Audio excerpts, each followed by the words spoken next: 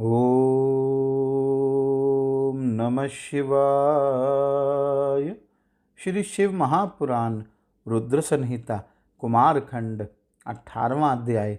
नारद जी बोले, हे प्रजेश्वर, जब गिरिजा ने अपने पुत्र को जीवित देख लिया तब क्या हुआ? कृपा पूर्वक उसको आप कहिए। ब्रह्मा जी बोले, हे मुनीश्वर, जब देवी ने देख लिया कि मेरा पुत्र जीवित हो गया, उसके बाद जो हुआ उसे आप सुनिए। मैं उस महान उत्सव को कह रहा हूँ। हे मुने, जब व्याकुलता से रहित तथा विशेष आकृति वाले शिवापुत्र गजानन जीवित हो गए, तब देवताओं ने उन्हें गणाध्यक्ष के पद पर अभिषिक्त किया।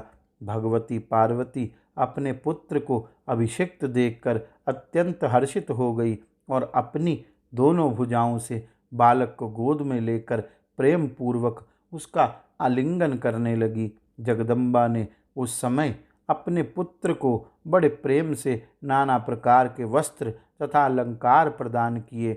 उन देवी ने अनेक प्रकार की सिद्धियों से उस बालक का पूजन करके सभी दुखों को दूर करने वाले अपने कल्याणकारी हाथ से उसका स्पर्श किया।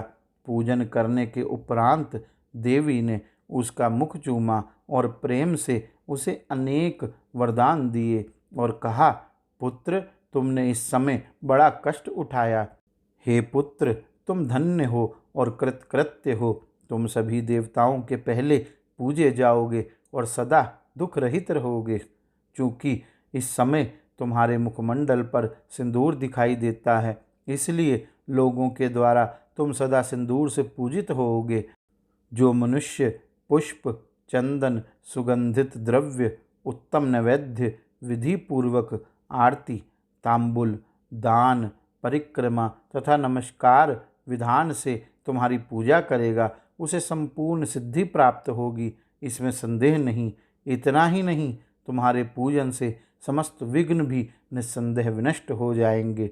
ब्रह्मा जी बोले, ऐसा कहकर उन महेश्वरी देवी ने नाना प्रकार के उत्कृष्ट पदार्थों से पुनः अपने उस पुत्र का पूजन किया। हे विप्र, तब गिरिजा की कृपा से क्षण मात्र में देवताओं को तथा विशेषकर शिवगणों को शांति प्राप्त हुई।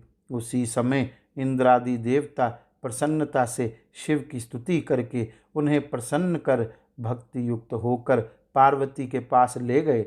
शिव को ले जाने के अनंतर उन देवताओं ने तीनों लोक के सुख के लिए महेश्वरी के उस पुत्र को शिव की गोद में बैठा दिया।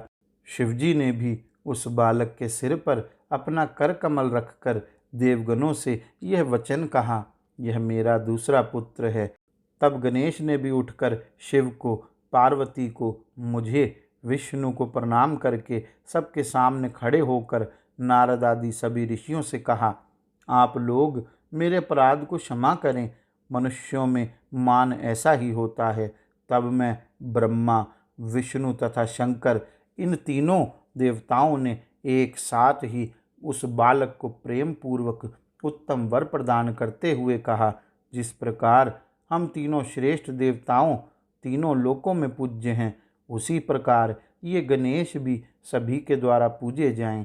हम लोग प्राकृत मौलिक देवता हैं, उसी प्रकार ये भी प्राकृत गणेश विघ्नों का हरण करने वाले तथा सभी कामनाओं का फल प्रदान करने वाले हैं। पहले इनकी पूजा करके बाद में मनुष्य हम लोगों की पूजा करे।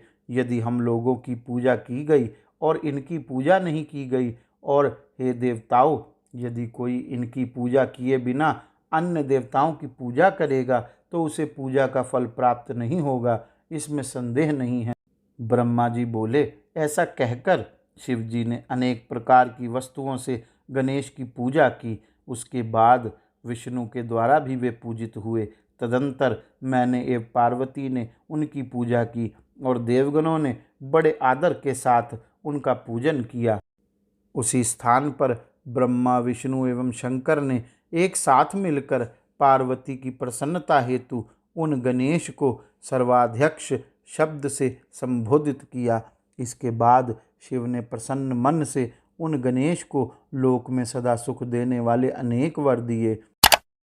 गौरी शंकर भगवान की जय। ओम नमः शिवाय।